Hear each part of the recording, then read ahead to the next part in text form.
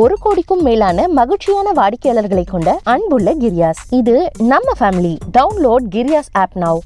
Pacific பெருங்கடலில் நிலவி வரும் எல் நினோ நிலை இப்போது விலக தொடங்கியுள்ளது.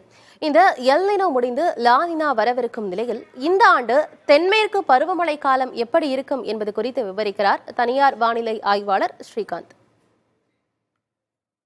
இப்போ இந்த ஆண்டு வானிலை படிவங்கள் பெரும்பாலும் ஆண்டின் 2வது பகுதியில், அதாவது ஜூனுக்கு மேல, ஜூன் ஜூலைக்கு மேல லானினாவின் தாக்கம் வரக்கூடும் வானிலை படிவங்களின் கூற்று. நமக்கு ஜூன் ஜூலைக்கு மேல வர்றப்ப தென்மேற்கு பருவமழை காலத்தில் அதன் தாக்கம் சற்று நல்லா இருக்கும்னு எதிர்பார்க்கலாம். சாதாரணமாகவே லானினா ஆண்டுகளில் தென்மேற்கு பருவமழையின் மழை அளவு இயல்பிற்கு அதிகமாக இருக்கும்.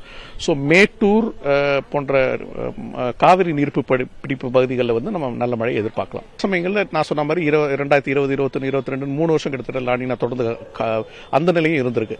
ஸோ இது இப்படி தான் இருக்கும்னு நம்ம உறுதியாக எப்பவுமே கூற முடியாது.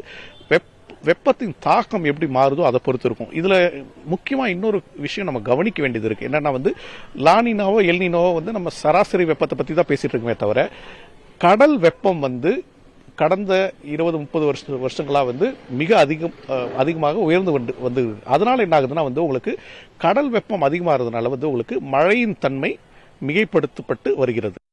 1 கோடிக்கும் மேலான மகிழ்ச்சியான வாடிக்கையாளர்களை கொண்ட அன்புள்ள கிரியாஸ். இது நம்ம family. Download Kriyas app now.